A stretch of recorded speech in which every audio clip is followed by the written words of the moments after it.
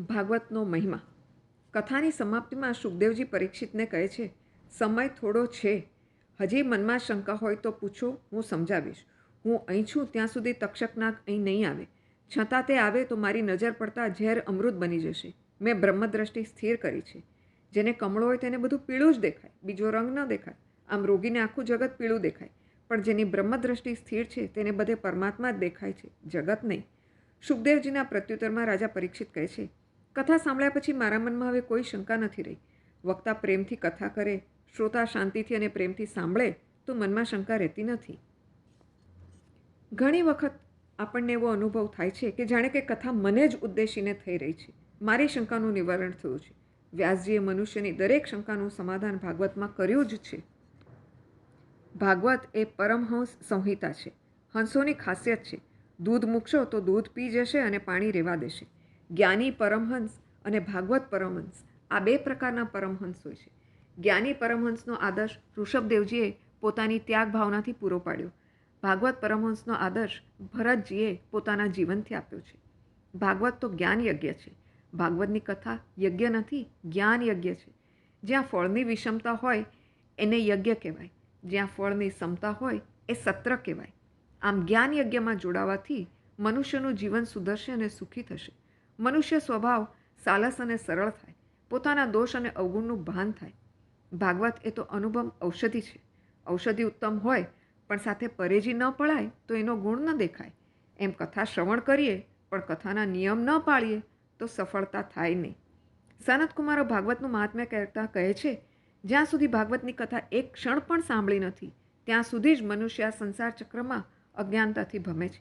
જે ઘરમાં ભાગવતની કથા વાંચવામાં આવે છે તે ઘર એક તીર્થક્ષેત્ર બને છે. વ્યાસજીએ ભાગવતની રચના કરી. ભગવાન શ્રી કૃષ્ણનો વ્યાસ નારાયણનો અવતાર એ જ્ઞાનના અવતાર છે. શ્રી વ્યાસ મહર્ષિએ વેદોના વિભાગ કર્યા, અનેક પુરાણોની રચના કરી, પણ મનને શાંતિ મળી નહીં. તેથી તેમણે નારદજીને પૂછ્યો અને નારદજીની આજ્ઞાથી તેમણે ભાગવતની રચના કરી. વ્યાસાશ્રમમાં ભાગવતના આરંભમાં પૂજન વખતે વ્યાસજીએ ગણપતિજીનું આહ્વાન કર્યું. ગણપતિજી પ્રગટ થયા. વ્યાસજીએ કહ્યું, હે ગણપતિ, મારે ભાગવતની રચના કરવી છે, પણ હું બોલું ત્યારે લખે કોણ?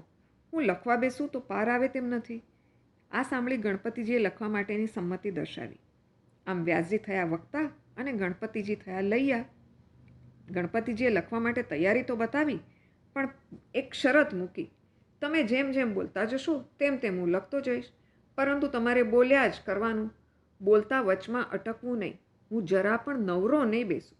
વ્યાસજીએ કહ્યું, ગણપતિ, તમારી શરત મને માન્ય છે, પણ હું જે કંઈ બોલું તે યોગ્ય છે કે અયોગ્ય તે સમજી વિચારીને તમારે ખૂબ વિચારપૂર્વક લખવાનું છે, અને તે લખાણ એવું સરળ હોવું જોઈએ કે સૌ સમજી શકે. ગણપતિજીએ આ કબૂલ રાખ્યું.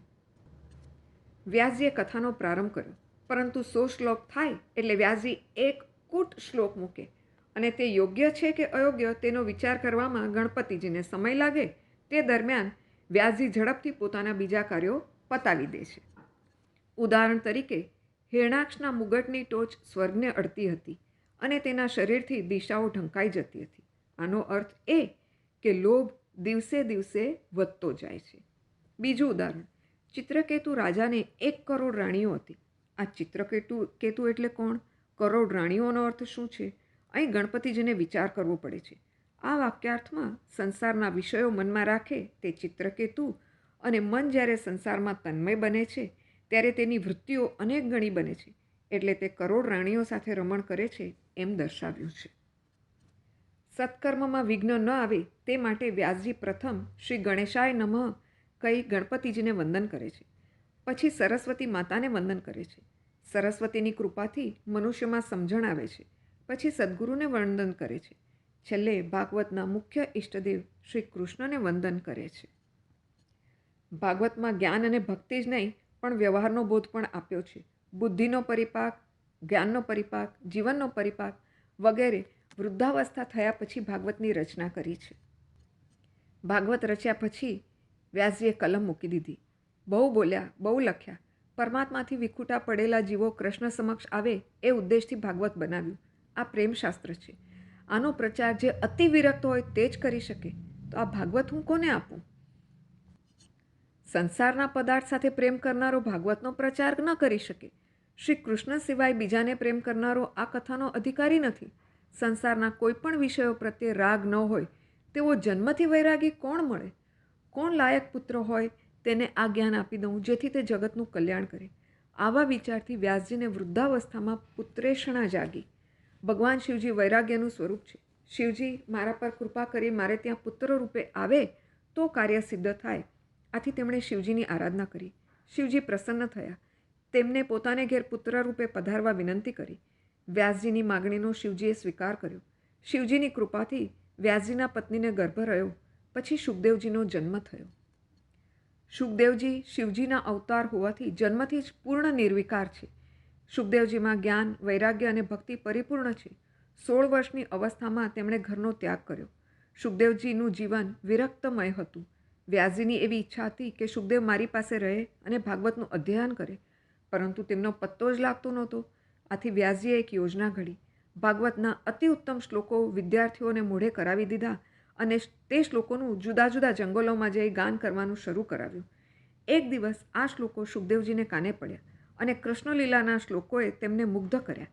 શ્લોકો ગાનારા પાસે શુકદેવજીને જાણવા મળ્યું કે આવા તો 18,000 શ્લોકો છે અને તેનું અધ્યયન શ્રી વ્યાસજી કરાવે છે. તેઓ ભાગવતના અધ્યયન માટે વ્યાસજી પાસે ગયા અને ત્યાં ભાગવતના 18,000 શ્લોકોનું અધ્યયન કર્યું. પછી તેઓ મનમાં ને મનમાં આ શ્લોકોનું ગાન કરવા લાગ્યા. આ જ જ્ઞાન તેમણે પરીક્ષિત રાજાને સંભળાવીને 7 દિવસમાં મુક્તિ અપાવી હતી.